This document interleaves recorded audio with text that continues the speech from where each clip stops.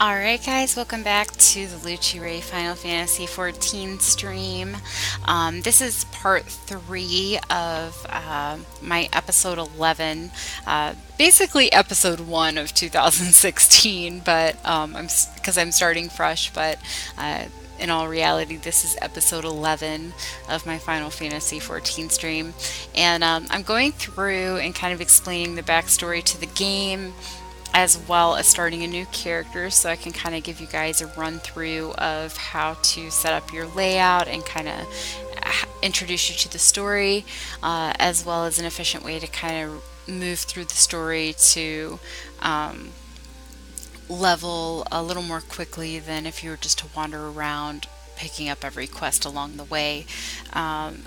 This is going to be more of a tutorial, so bear with me if you've already played this game. You may want to skip this one. I'm not really going to be running any dungeons or doing anything like that today. This is basically for people who are new to the game or new to MMOs in general, kind of giving them an overview of how to play Final Fantasy XIV. But if you're new, thanks again for joining, and let's go ahead and get started. And this is going to start a cutscene, so I'm going to turn up the volume and let you guys enjoy this first part here. Again, I apologize for the weird interference on the side. That is caused by my lack of sound card, and you should not have that problem at all when you play.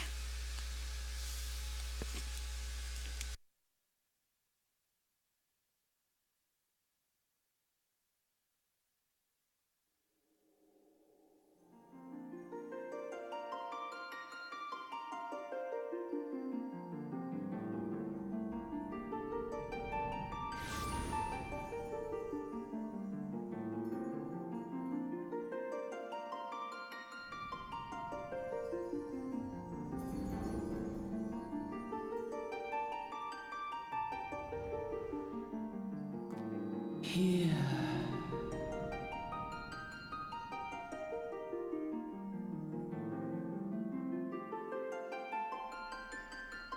Here. Feel.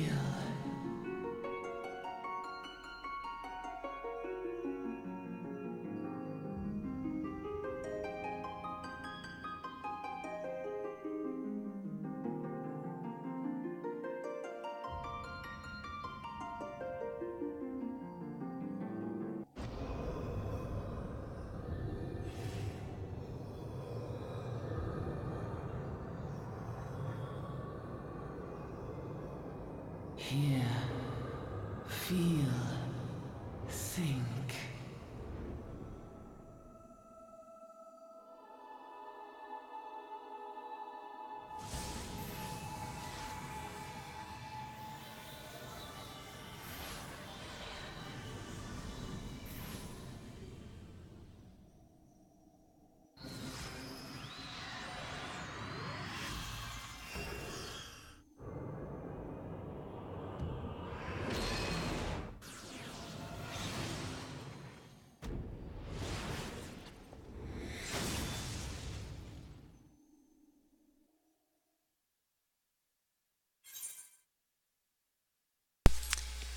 Alright, I'm going to go ahead and skip the remainder of the cutscene. The next part's going to differ depending on what city you start in. But basically you wake up to find a stranger there, and he helps give you a little bit of information of where to go as a young adventurer starting out. Alright, so welcome to Limsa Lominsa, a bustling city-state filled with scoundrels and brigands, the rough-cut diamond of the Rotano Sea. Also, a side note, I forgot to mention in the last video that regardless of what city you start in, you'll eventually be able to travel throughout all of the maps. And this is, actually it isn't going to let me open it yet. please select the control scheme you wish to use. I actually play PC, so I apologize if some of my shortcuts and stuff sound funny if you're on PlayStation 4. Basically, the gameplay is the same. PC just has lots of fancy buttons and shortcuts that you wouldn't have on a controller, but a lot of people like everything on the touch of their thumbs, so whichever works for you. But I'm going to go ahead and select that. And then the great thing about this game is that there is this lovely little tutorial that pops up every time you do something new. And at the beginning, it's obviously going to have a lot of help pop up at the beginning. And later on, you won't see it as much, but it's kind of comforting to know that every time you know, like, oh, I'm level 50 and I'm just getting ready to do PvP for the first time or something, it'll still kind of give you a good idea of where to head and where to go. So these are the basic controls, your classic WASD to move. You can also use Q and E to strafe, and you can rotate the camera or, you know, zoom in and zoom out with your mouse. I'm going to go ahead and X out of that. And when I'm ready to proceed, I get to go speak to that big old row over there. But what I was going to do before it did that is I was going to show you guys the map. You can hit M to bring this up. And this is, I know it looks a little confusing with all these weird little passageways, but this is the main floor here of Limsa. And if I come up here and back out all the way on the map, this is what the different lands on the map. We've got Lenosha over here. Like I said, it's kind of off on its own island out here. But Thanalan and the Black Shroud and all of these over here are all landlocked. So the Black Shroud and Thanalan are your other two starting points. And eventually, this here is Ishgard. This whole area was part of that last expansion, and Alamigo here is going to be part of the next expansion getting ready to come up. So I'm guessing this area up here eventually is going to have a couple little pinpoints like this that we'll get to go explore. But what I was going to say is, regardless of where you start, you'll eventually get to explore all of this.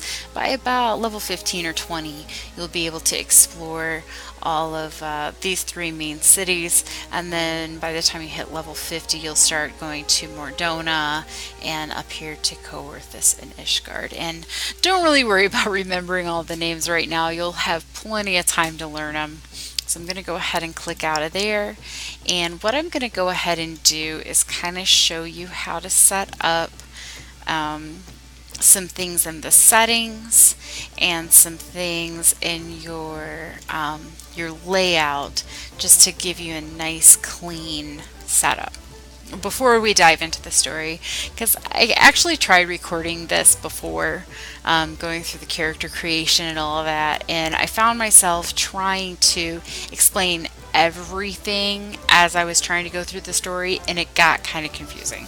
I'd rather just dive into the story once we're ready and not confuse you with controls and stuff. So before we start moving around, gonna show you guys a few things, because I know when I first started playing this, I'm like, what are all these buttons? What does all this stuff do? And I don't know about you, but anytime I get a new game or get a new phone, I like to play through the settings and make sure everything's kind of set up the way I would like it.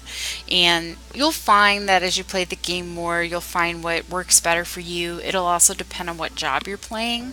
If you play a tank or a healer, you're going to be kind of, you know, leading the pack or supporting the pack, and you're going to want to make sure that you have quick access to your party or the enemies that you're fighting, and they come with a lot of responsibility, but you're going to want to make sure that your layout is relevant for those jobs. And you may find that as you evolve through your game, that you may find that some positions for things may work better than others. So I'm going to go ahead, and these are your main little buttons here. If we hit system, You can actually access the map and a lot of this other stuff by clicking on all these buttons here. The first one's the character screen. This is where you have access to your currency, your character, your armory chest, your inventory. Your armory chest is where all your weapons and your gear go. It's like a separate inventory from your normal inventory. Duty, this is stuff like once you start getting into instances, keeps track of your quests and lets you initiate going into a dungeon and things like that. Travel is a list of your currents and your map, but you won't have access to Aether Currents until you get into Heavensward, so you don't have to worry about that if that's grayed out. Party members are all the people that are in your particular group that you're going to be running around with once you create one. You may like playing by yourself, you may not want to play with other people, but that's what this screen is here, and it's O. I thought it was a little weird at first. I just kind of thought it was O for others and kind of went with it that way. I also know O is next to P, and the reason that P isn't on there is because P is actually your actions and traits screen. So coming back here, party, you've got party members, party finder, and some different shortcuts for when you're in a battle and you want to put like special markers and stuff like that up.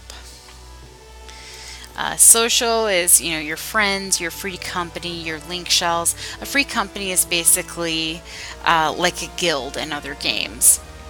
Guilds in Final Fantasy XIV refer to like the places where you go and get your job quests, as well as each city-state's military. They are called guilds. An actual group of people that you play with that is its own entity is called a free company in this game, or what most people just call FCs for short. A link shell is another really popular way to talk to people. It doesn't have its own house or anything like that. It's basically just a fancy group chat, and you can have up to 8 of them. You can either start one yourself or join someone else's. They're really handy for doing hunts later on in the game, or just meeting new people, or even role-playing with other people. And then of course there's your friends list, which you can bring up by hitting O, because you can actually hit these tabs for party members, friends list, your blacklist, which is your block list, and then searching for people. And we've got another tip.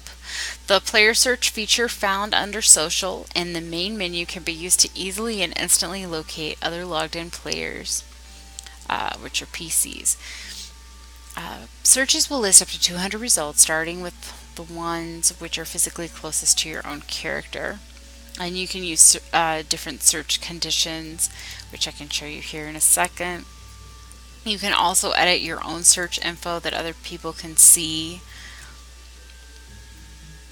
You can also change your status to looking for party.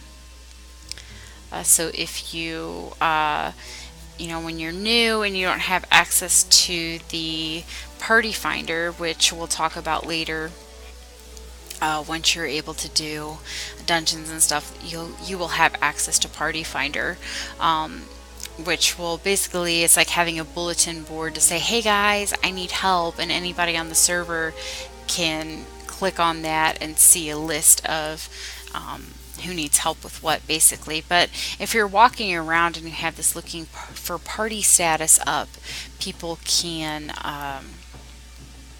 see what it is that you're wanting to party up for. And you can click on particular jobs to say, hey, these are the ones I want to play as. Because again, you may have a few different jobs opened up,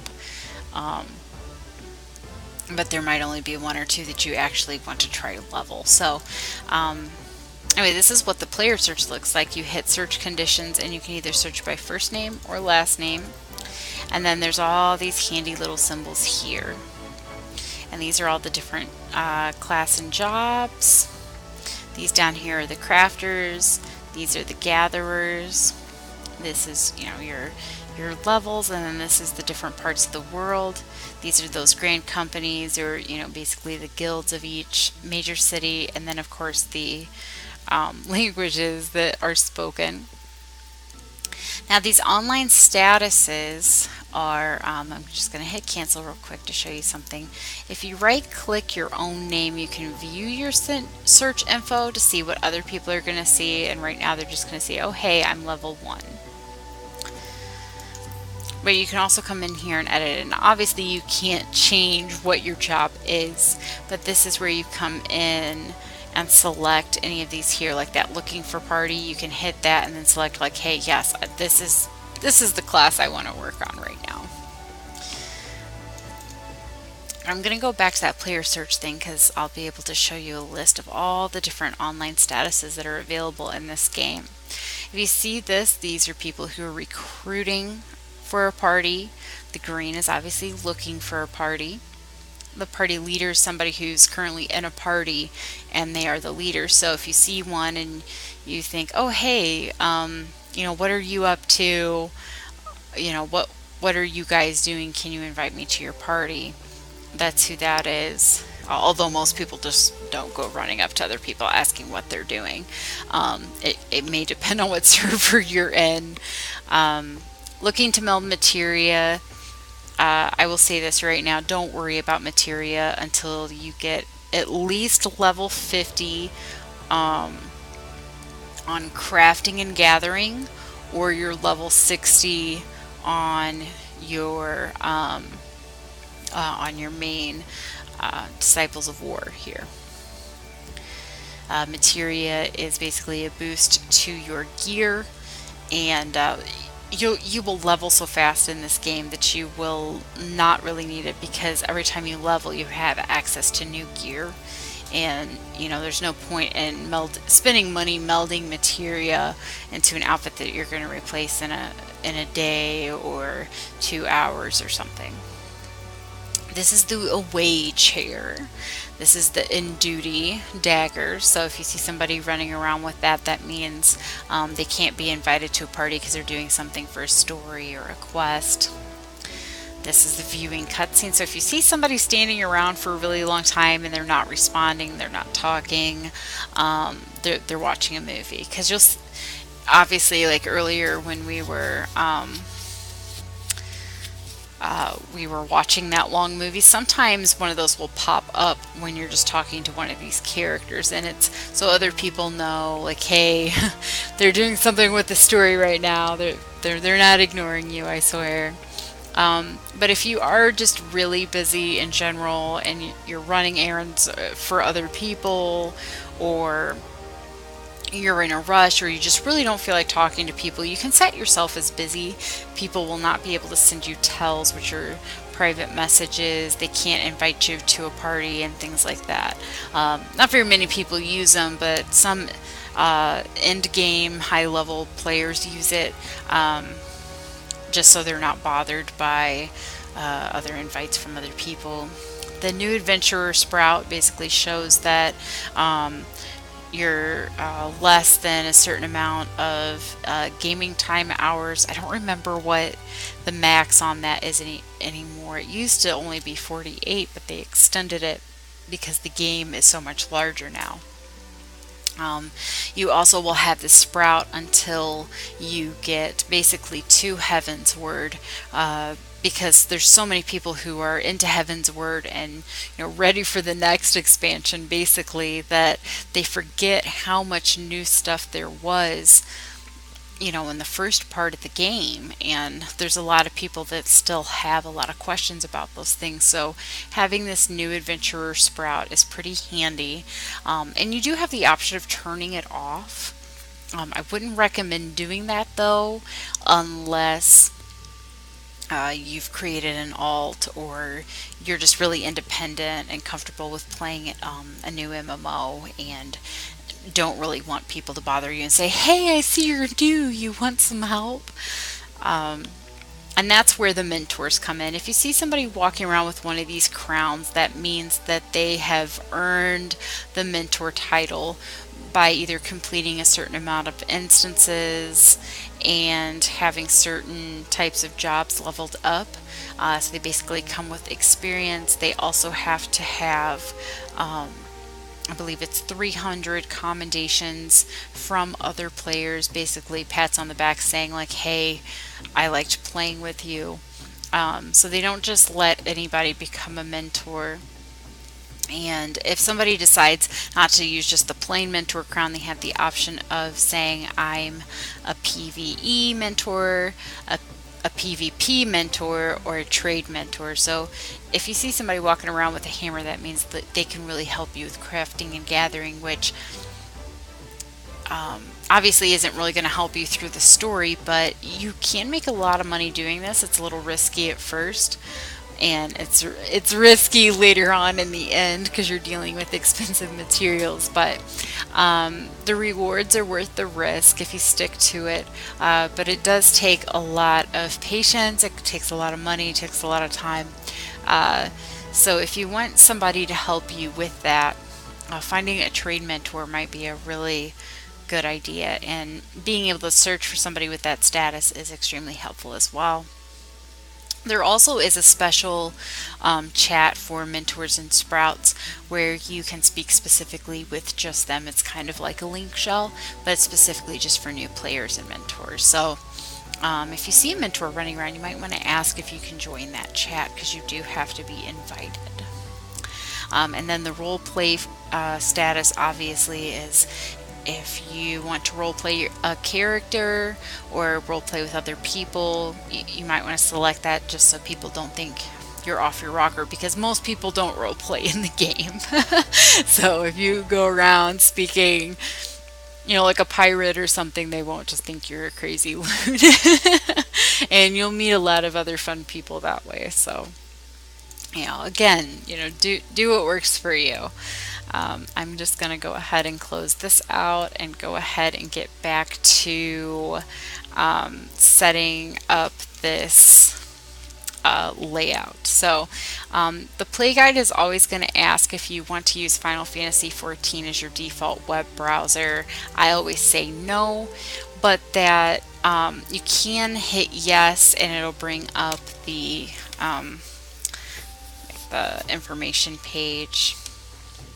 But I'm going to go ahead and go into System and hit HUD. This is where all your settings were. I kind of got off track. I forgot to explain this last button.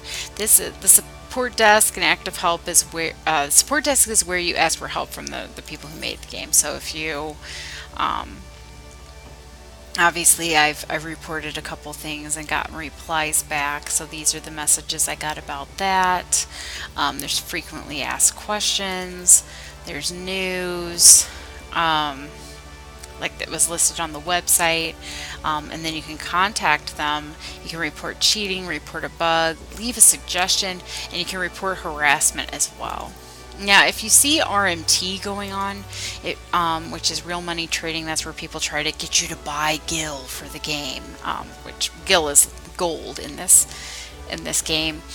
If you see somebody saying something in the chat about it, you can actually right-click their name now. This is what was introduced in 2.4, and I swear is like one of the most exciting things, because this game has been out for 3 years now, and we've never had an easy way to report these people.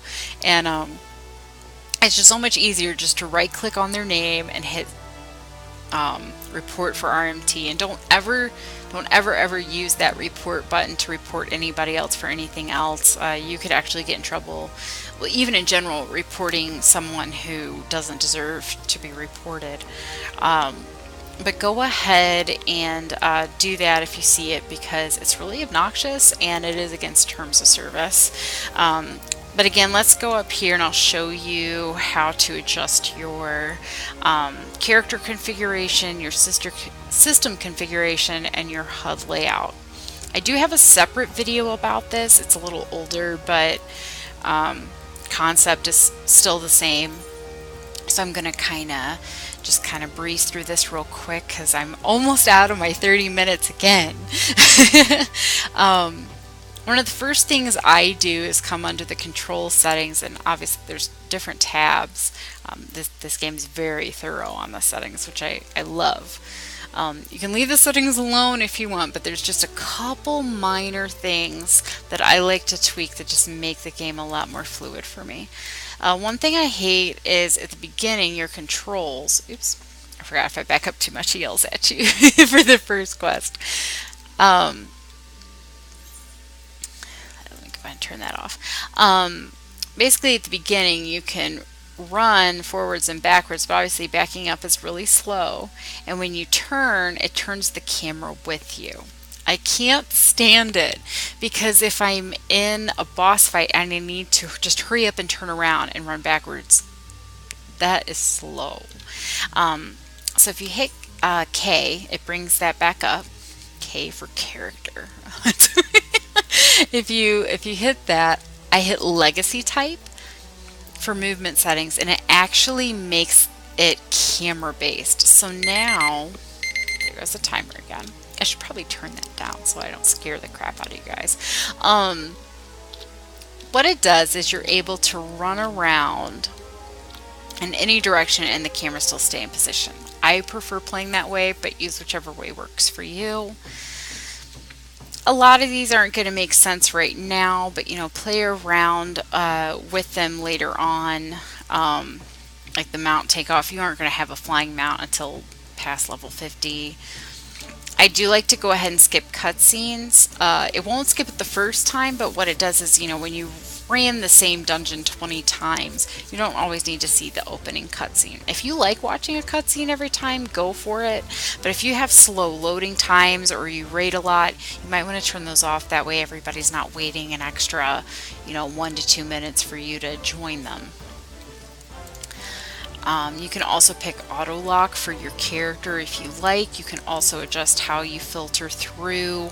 I wouldn't do this until you get more used to different aspects of the game, different battle techniques and things.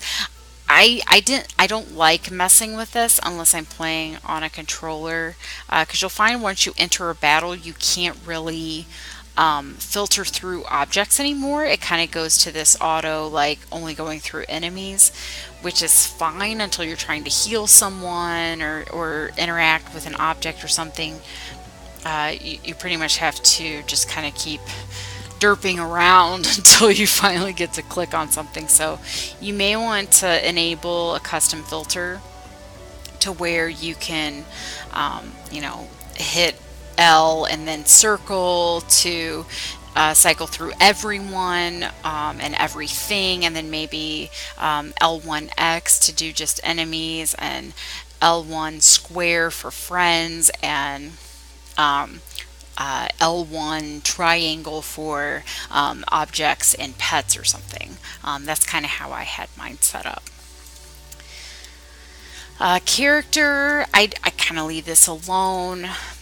Mouse, I do like to be able to click on myself. It's just a weird little thing I have. And a couple other things you're going to want to do is come into the item settings and expand your inventory, because normally when you look at your inventory you only see one page at a time, and I like being able to look at all 100 items instead of just 25 at a time. I also like to fill my items based on category, and I like to leave my shop settings to where they confirm if I really want to sell an item or not.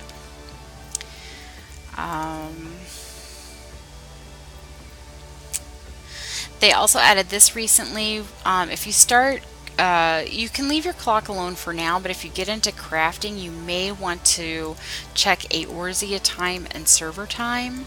That way, if you need to go gather something at 6 a.m. Aorzia time, which is the name of the land in this game, you can do that. And yeah, so I would just leave that for now. And this is just kind of your general, how you see everything. I also like to come in here and change the way names are displayed. Because you'll find that once you start walking around and there's a lot of people, if there's 20 or 30 people around you, it can kind of get overwhelming to see a lot of names up everywhere. And what I do is I come in here and say, I like seeing who my party members are, but I only need to see their names during battle. And alliance members, that's when you're in raiding and there's 3 parties of 8 people and you've got a whole bunch of enemies and stuff to worry about. I don't need to see the alliance members who are not part of my immediate party unless it's during battle, and even then I only want to see their initials because I'm not even going to be speaking to them for the most part. Other PCs, I do want to see them, but only when targeted, because like I said, when you're out here walking around, it just seems kind of cluttery to have, like, 20, 50, 100 names just floating around. I like to be able to see more of the scenery. Like right now it looks really nice, but that's because they haven't allowed us to see the actual other people walking around right now. There's this, and I set friends to always, and I like to go in and change the colors though. Hotbar settings, I like to display all my hotbars. And there's this is how you change your pet hotbar.